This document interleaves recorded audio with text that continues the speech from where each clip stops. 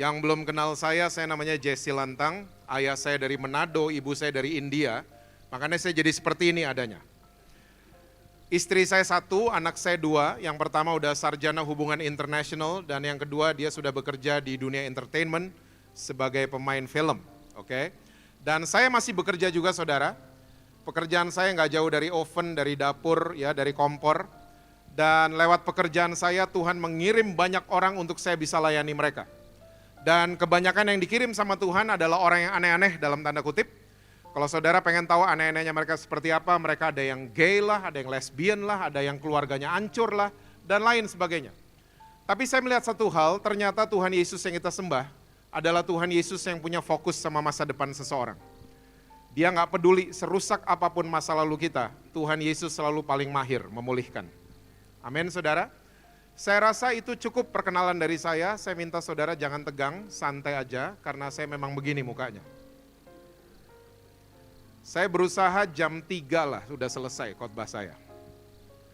Nggak ada yang amin, jadi 35 menit selesai. Kita lihat sama-sama kitab Yohanes pasalnya yang ke-10, ayatnya yang ke-10. Yohanes pasalnya yang ke-10, ayatnya yang ke-10, Alkitab catat begini, pencuri datang hanya untuk mencuri dan membunuh dan membinasakan. Aku datang supaya mereka mempunyai hidup dan mempunyainya dalam segala kelimpahan. Saudara tolong ingat baik-baik bahwa ini, Yesus bicara soal ini, dia lagi berbicara soal peternakan. Jadi semua gembala dan semua yang memiliki domba, domba-dombanya kalau masuk harus lewat pintu, kata Tuhan Yesus. Yang gak lewat pintu, itu masuk kategori perampok atau pencuri. Oke? Jadi kalau ada perampok dan pencuri, itu sudah pasti pengen mengganggu domba-domba daripada gembala ini. Dan saudara tolong ingat baik-baik, gembala biasanya itu punya tongkat. Tongkat gembala bukan untuk pukul domba-dombanya. Jadi tolong ya pengajar-pengajar di gereja, jangan suka berbicara, jangan suka ngajar bahwa tongkat gembala untuk mukulin domba. Enggak. Makanya judul perikop Yohanes 10 adalah gembala yang baik. Tongkat gembala digunakan untuk pukul musuh yang mau coba ganggu domba-dombanya. Dalam hal ini serigala. Ini jadi inceran utama tongkat gembala. So jangan pernah dengar ya bahwa tongkat gembala itu untuk mukulin domba doang, enggak. Karena Tuhan Yesus kita enggak pernah pukul saudara dan saya. Dia sayang banget sama saudara dan saya. Nah tiba-tiba muncul ayat ini. Pencuri datang hanya untuk mencuri, membunuh, dan membinasakan. Tapi aku datang supaya kamu mempunyai hidup dan mempunyainya dalam segala kelimpahan. Saya mau yakinkan saudara-saudara di NDC Baywalk, iblis gak akan pernah bisa bunuh saudara dan saya. Itu film Conjuring, gak bisa terjadi sebenarnya. Film-film horor itu jangan dipercaya, ada setan ya tiba-tiba pisau terbang dari dapur, nancep di leher manusia. Terus orangnya meninggal gitu. Saudara jangan percaya gitu-gituan, karena setan gak punya kedaulatan atas hidup manusia. Yang berdaulat atas hidup saudara dan saya cuma satu, Tuhan Yesus. Nah sekarang pertanyaannya adalah, kalau gitu apa yang dicuri, apa yang dibunuh, dan apa yang dibinasakan sama iblis? Saudara kalau nonton berita, ada pencuri ketangkep. Pencuri biasanya masuk ke sebuah rumah. Target utama pencuri apa biasanya? Saya nggak pernah nonton berita ada pencuri ketangkep karena numpang masak Indomie di rumah orang. Nggak pernah. Saya nggak pernah nonton berita ada pencuri masuk ke sebuah rumah cuman ambil sendal jepit. Nggak pernah saya ketemu. Pencuri selalu, target utama pencuri adalah barang-barang yang berharga. Exactly. Perhiasan, kendaraan, ya, barang-barang elektronik, itu menjadi inceran utama pencuri. Nah, siang hari ini kita harus mulai bertanya, selama ini yang berharga buat saya tuh apa? Karena banyak orang Kristen kalau saya tanya kayak gini, jawaban mereka ini, yang berharga buat saya Pak, deposito saya Pak.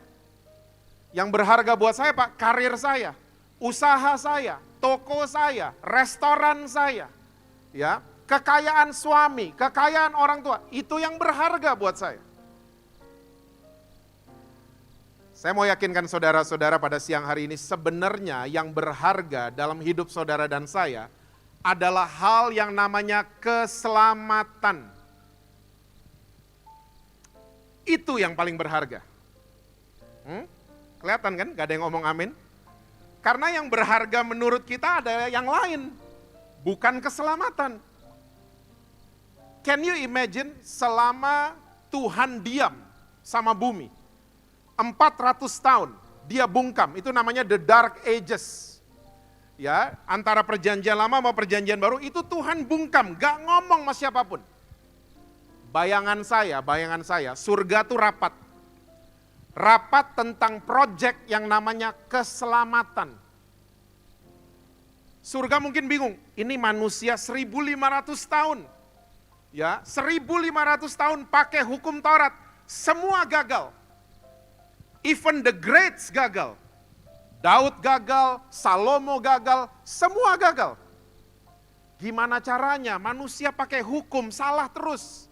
Akhirnya mereka dihukum terus. Gini aja deh, kita kirim orang dalam.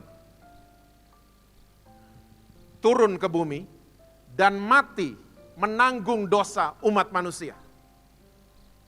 Dan kejadian, Yesus datang ya untuk menebus semua dosa kita semua.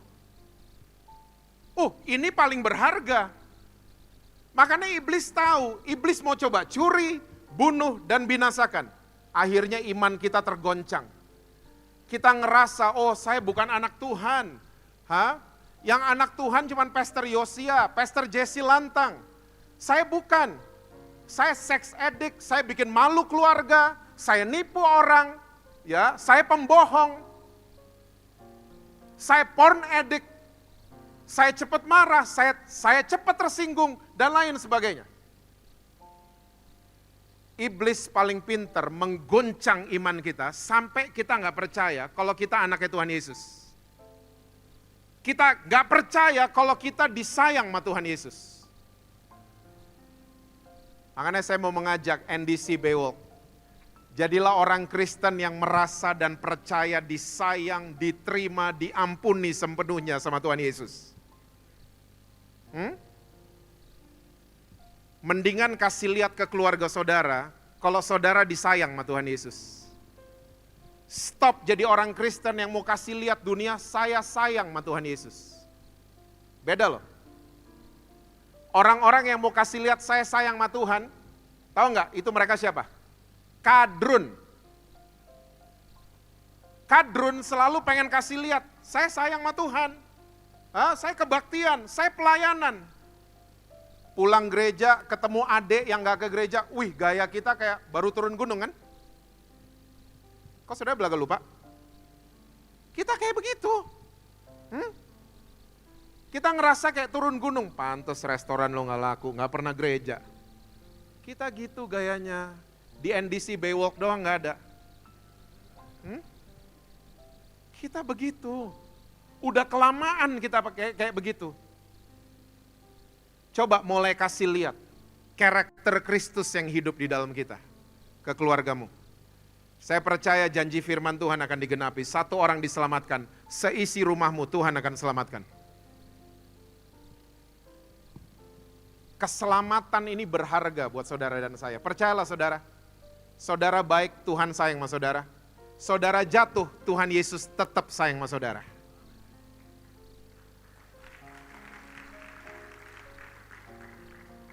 Itu yang paling berharga. Dan akhirnya waktu iblis sampai pada level membinasakan yang berharga buat kita, akhirnya janjinya Tuhan Yesus gak terjadi. Apa? Ayat 10 tadi, hidup yang penuh dengan kelimpahan. Gak terjadi. Misalnya ada 2 gelas. Satu saya isi air panas, satu air dingin. Lalu dua-duanya saya tuangin kopi kapal api.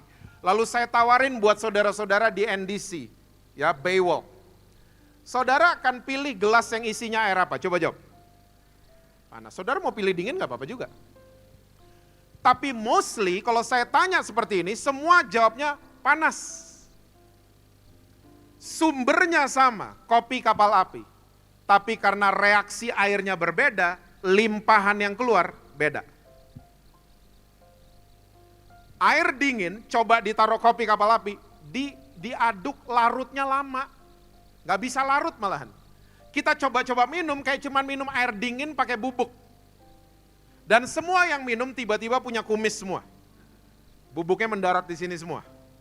Ya. Beda sama air panas. Ya. Air panas itu kopi cepat larut dan waktu dinikmati enak luar biasa. Waktu iblis mencuri, membunuh dan membinasakan, seringkali kita jadi dingin sama Tuhan.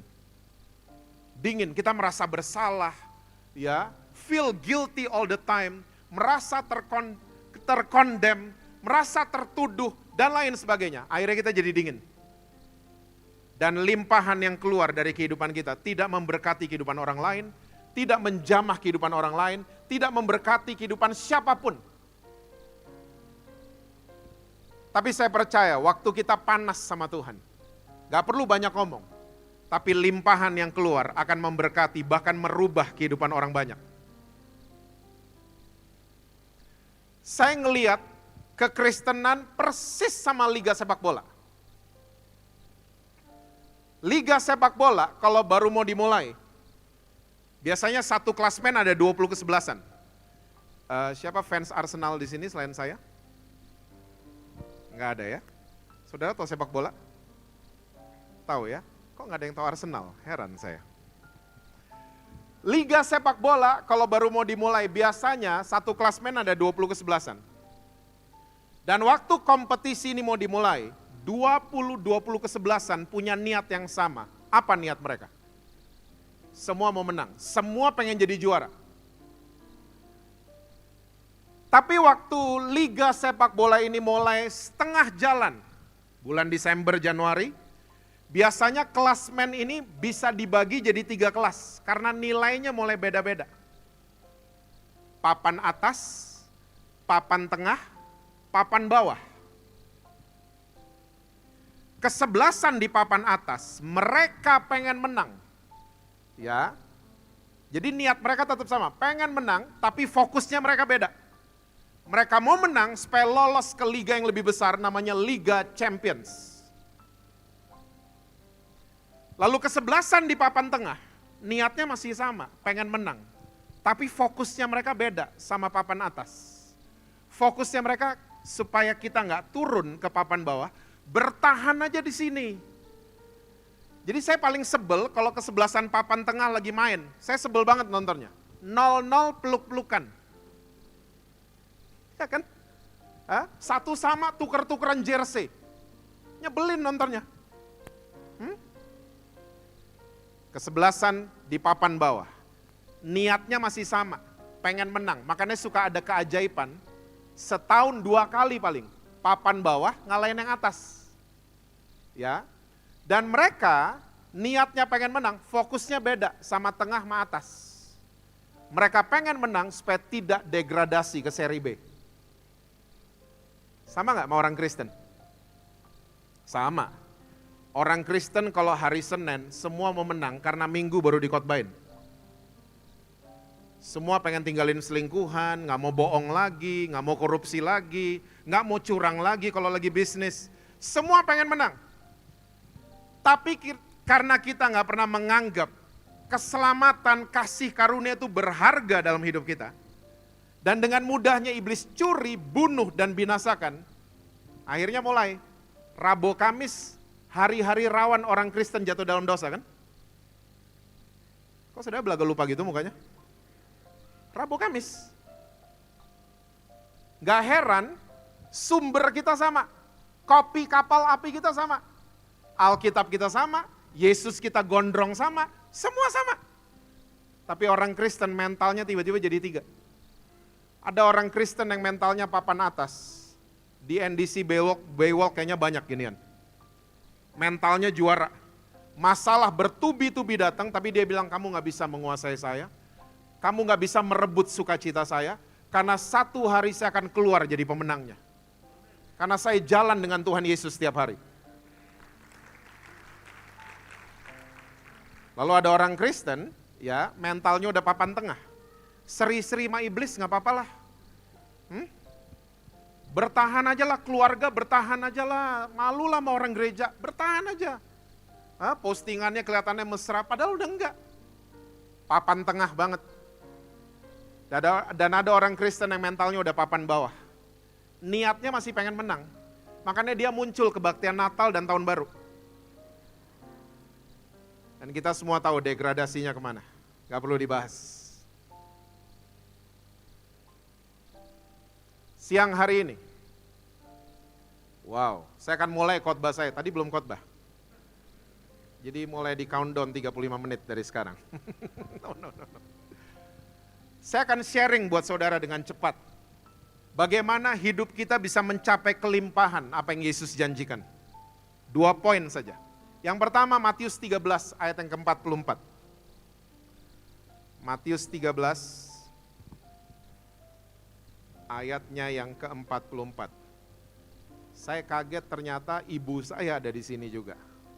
Saya pikir tadi cuma istri dan anak saya, ternyata mama saya datang. Pantes kerasa panas di belakang. Ada pendoa ulung saya datang, ya. My prayer warrior. Papa saya Manado, nah itu dia. Yang mukanya India, saudara tahu lah. Ya, mirip-mirip Pasar Baru gitu-gitu, nah itulah. Ya. Nanti aja selesai kebaktian ya. Matius 13 ayat yang ke-44. Itu judulnya perumpamaan tentang harta terpendam dan mutiara yang berharga. Hal kerajaan sorga itu seumpama harta yang apa saudara? Terpendam di ladang yang ditemukan orang lalu dipendamkannya lagi. Oleh sebab sukacitanya pergilah ia menjual seluruh miliknya lalu membeli ladang itu. Yesus bilang, kerajaan sorga itu seperti harta yang terpendam di ladang, yang ditemukan orang. Lalu dipendamkannya lagi. Saking senangnya, dijual semua miliknya dan dia beli ladang itu. Saya misalnya nawarin saudara, Pak, Bu, saya di mobil di parkiran P9, saya bawa batu kerikil 1000 ton. Kira-kira saudara mau beli nggak? No. Saudara pasti pikirannya gini, batu kerikil di rumah saya juga banyak. Ngapain saya beli-beli dari Bapak? Tapi beda kalau saya tawarin saudara, Pak, Bu, di mobil saya ada batu bara 1000 ton. Saya tinggal posting di story, saudara tahu nggak apa yang terjadi? Pembeli dari dalam dan luar negeri cari saya. Karena batu bara merupakan harta yang terpendam. Batu kerikil enggak. Waktu ketemu harta yang terpendam, itu berharganya luar biasa. Makanya benar yang Yesus bilang, orang yang menemukannya, dia sukacita banget sampai dia jual semua miliknya. Saya nggak suruh saudara pada jual mobil, jual ruko, enggak loh. Kalau kita ingin mengalami kerajaan sorga dan kebenarannya, jual semua yang berhubungan sama kedagingan. Setuju? Masa udah 10 tahun kepahitan terus? Hah? Masa udah 5 tahun pengen balas dendam terus? Masa udah 10 tahun selingkuh terus? Come on. Kita ingin mengalami kerajaan sorga dan kebenarannya, jual semua yang berhubungan sama kedagingan. Lumayan yang yes 1. Saya dapat 1 follower. Jual.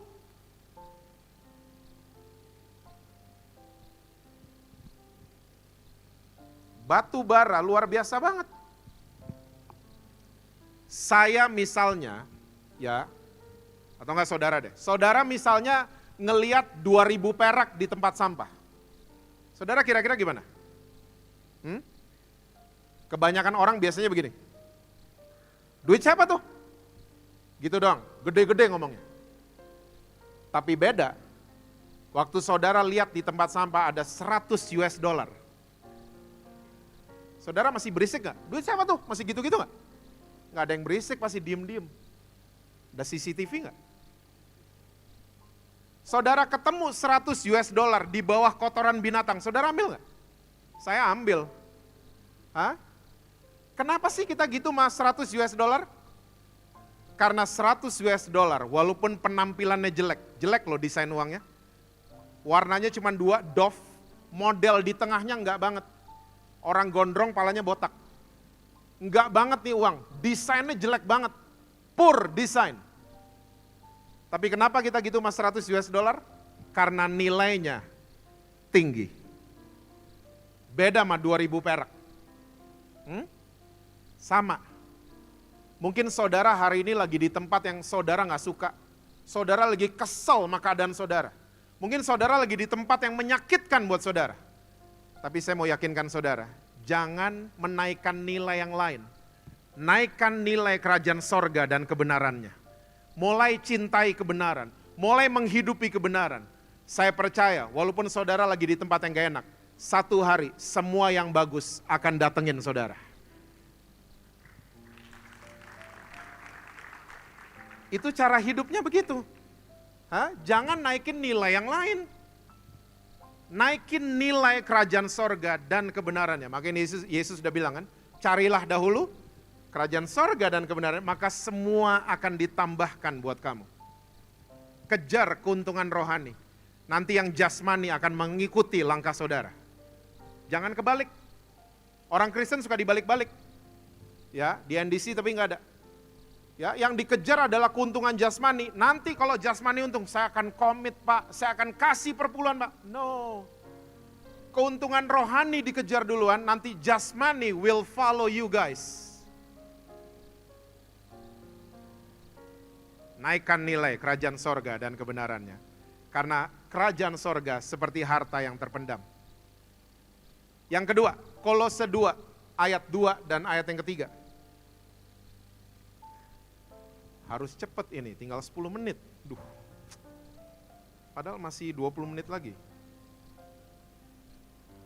Kolose 2 ayat 2 dan ayat yang ketiga.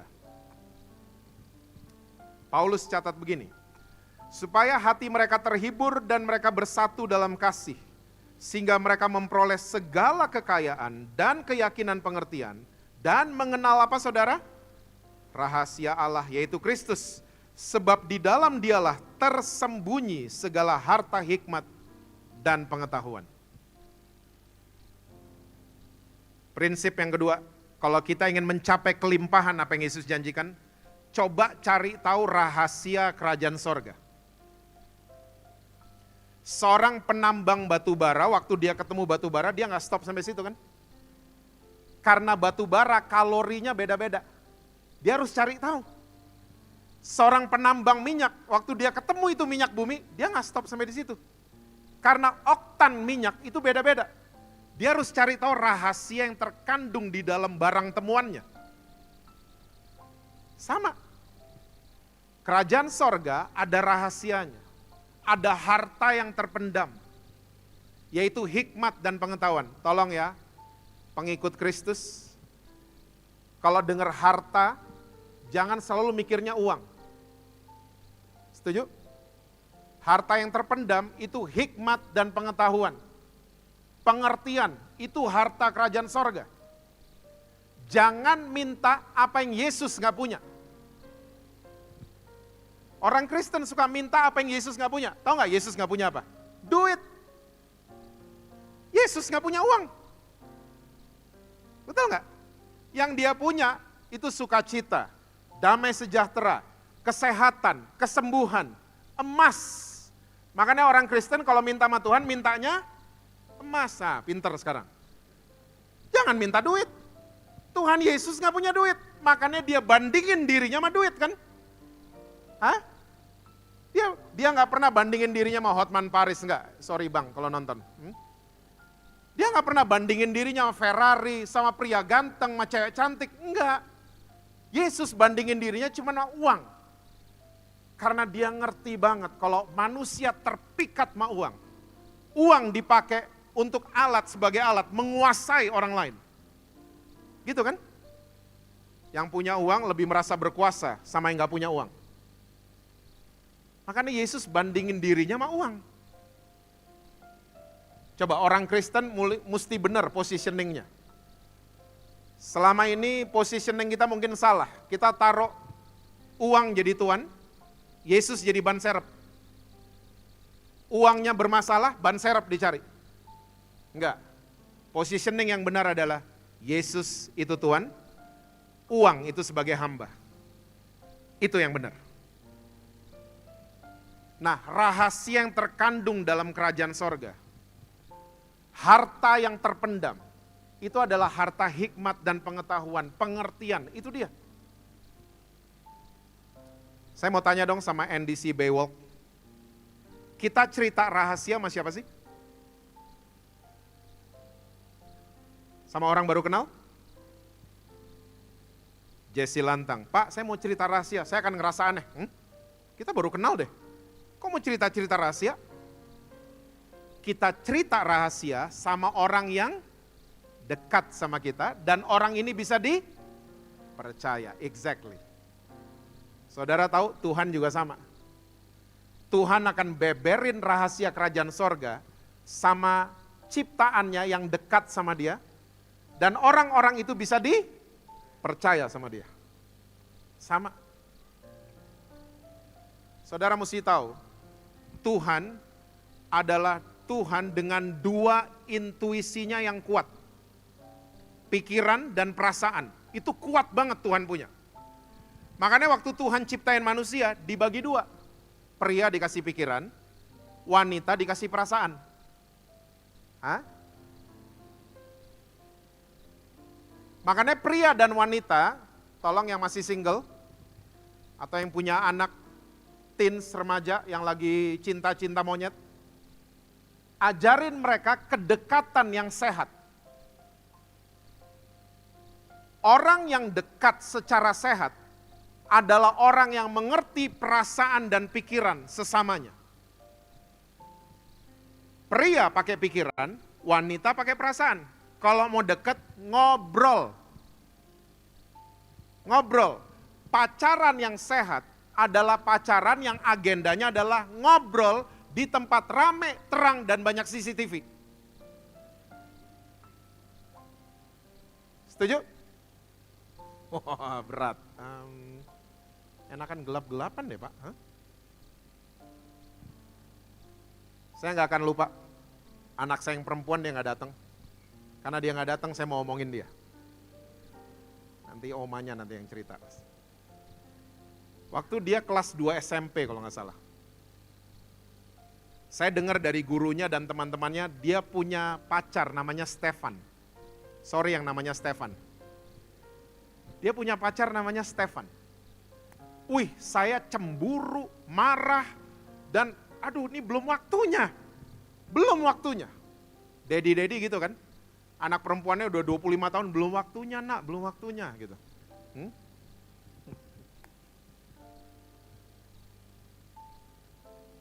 Saya mau marah sama dia, tapi tiba-tiba ada suara lembut yang ngomong gini, Jess, sudah waktunya kamu jadi teman buat Angel. Anak saya yang perempuan namanya Angel. Sudah waktunya, dia udah tahu kamu dedinya dia. Sekarang coba rubah fungsi kamu jadi teman buat dia. Gak tahu kenapa, abis saya dengar suara itu, saya jadi gak marah lagi, gak kesel lagi, gak galau lagi. Angel pulang sekolah seperti biasa, saya sambut biasa. Malam hari waktu kita makan, abis makan saya ngomong gini sama Angel, Angel, Stefan tuh siapa? Dia malu loh saudara, Dedi tahu dari mana? Dedi tahu dari mana? Dia calm down. Tenang, Dedi nggak marah, Dedi nggak marah. Dedi cuma mau kasih tahu pacaran yang sehat, bagaimana? Dia mulai ngelirik-ngelirik saya. Apa emangnya? Pacaran yang sehat itu kamu ngobrol, tukar pikiran, tukar perasaan di tempat rame, ya terang, rame, terang. Saya ulang-ulang tuh, rame, terang, banyak CCTV. Kamu ngobrol di situ. Maksudnya Dedi apa? Itu tukar pikiran. Iya itu agendanya ngobrol itu. Karena wanita selalu pakai perasaan, gitu kan? Hah? Wanita datengin pria, kamu ngerasa nggak? Enggak. Kalau nggak diomongin kita nggak ngerasa. Ngomong dong. Wives, girlfriends, ngomong, kita nggak tahu. Percayalah, kita nggak tahu. Laki-laki suka gini, kamu mikir nggak? Kamu mikir nggak? Istrinya, enggak. Kamu mikir apa? Drakor. Itu yang terjadi. Kalau nggak diomongin, kita saling ngegas. Istilah anak sekarang. Di rumah tuh, wih, gede-gedean suara. Karena nggak pernah ngobrol. Makanya kedekatan yang sehat dibangun dari masa pacaran. Ngobrol, itu pacaran yang sehat. Nah, iblis masuk kan? Di tengah orang yang lagi pacaran. Kalian udah anniversary loh 1 tahun, kok nggak check in? Iblis begitu, kok nggak ciuman? Fisik kita bisa deket. Tapi emotionally, semuanya nggak ada yang pernah deket. Makanya waktu masuk rumah tangga, ada konflik dengan mudahnya kita ngomong gini, cerai aja. Karena kita nggak pernah deket.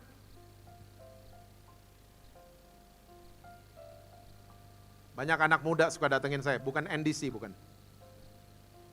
Pastor, saya kumpul kebo, tapi saya tanggung jawab, saya kawinin dia kok.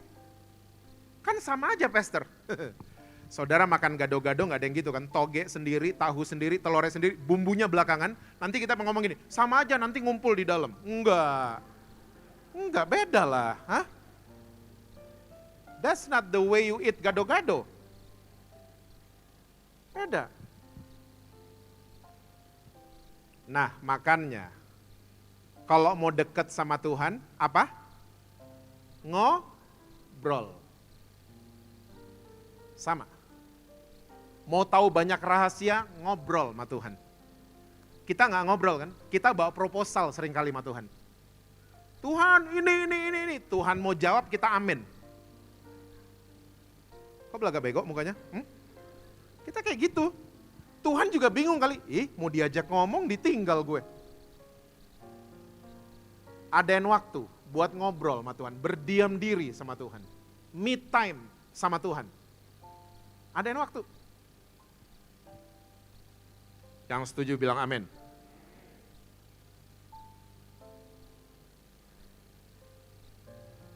Lalu orang yang tahu banyak rahasia adalah orang yang bisa apa tadi? Dipercaya. Tahu nggak? Kunci satu-satunya kita bisa dipercaya sama Tuhan dan sesama. Jangan suka ingkar janji. Suami yang ingkar janji nikah sama istrinya. Sebenarnya dia lagi ngomong gini sama istrinya, don't trust me, don't trust me. Jadi jangan kaget kalau istrinya, kamu di mana? Sama siapa? Jangan kaget. Kita yang suruh. Anak-anak. Kita lagi sibuk hari Selasa gitu ya. Nanti ya, Sabtu ke time zone. Anak-anak adalah kaum yang paling pinter nagih janji. Hari Sabtu dia ketok kamar kita. Ayo Dad, ayo ke time zone. Daddy mamanya ngomong ini, time zone? Daddy ada meeting kayaknya. Apalagi kalau ngomongin gini, Daddy mesti ke gereja, sorry ya. Wih. Kita lagi ngajarin apa sama mereka? Don't trust me. Jangan kaget kalau mereka dewasa, mereka nggak percaya sama orang tua mereka. Jangan kaget. Kita janji-janji sama Tuhan di kebaktian. Janji Tuhan, janji. Tiba-tiba kita ingkar sendiri. Kita lagi suruh Tuhan ngapain? Don't trust me. Yang berbisnis, yang masih pengusaha di tempat ini, business is a trust. Kita coba tipu-tipu, kita lagi bilang mah hayalak rame, don't trust me. Pengusaha, buku panduan tuh Alkitab. Amin para pengusaha. Alkitab, ayat favorit saya, Amsal 28 ayat 20, gak usah dibuka, percaya aja sama saya. Orang yang bisa dipercaya berkatnya banyak, tapi orang yang pengen cepat kaya hukumannya banyak. That's my favorite. Jadi orang yang bisa dipercaya berkatnya banyak nanti. Proyeknya banyak. Daripada pengen cepat kaya. Lihat kemarin yang pengen cepat kaya. Hah? Sampai urusan sama polisi semua kan? Apa tuh Fahrenheit, Celsius, apalah gitu-gitu tuh. Hah? Robot, boneka, itulah. Hah? Kayak urusan sama polisi semua. Karena apa? Pengen cepat kaya. Coba, jadilah orang yang bisa dipercaya. Saudara akan tahu banyak hikmat, pengetahuan, dan pengertian dari Tuhan. Di masa sulit ini dapat ide yang luar biasa, itu dong. Jangan pengen cepat kaya. Saya percaya waktu saudara mulai melakukan 2 prinsip firman Tuhan ini. 2 aja dulu. Saya percaya hidup yang penuh dengan kelimpahan akan mulai keluar dari kehidupan saudara. Dan saya percaya dari tempat ini, NDC Baywalk, akan lahir orang-orang Kristen yang mentalnya papan atas. Pengusaha papan atas, atlet papan atas, artis papan atas akan muncul dari gereja ini. Karena apa? Kita menaikkan nilai kerajaan sorga dan kita jadi orang-orang yang tahu banyak rahasia kerajaan sorga. Tuhan berkati saudara-saudara semua. Selalu sukses, harmonis di rumah, dan rekening BCA selalu penuh buat saudara.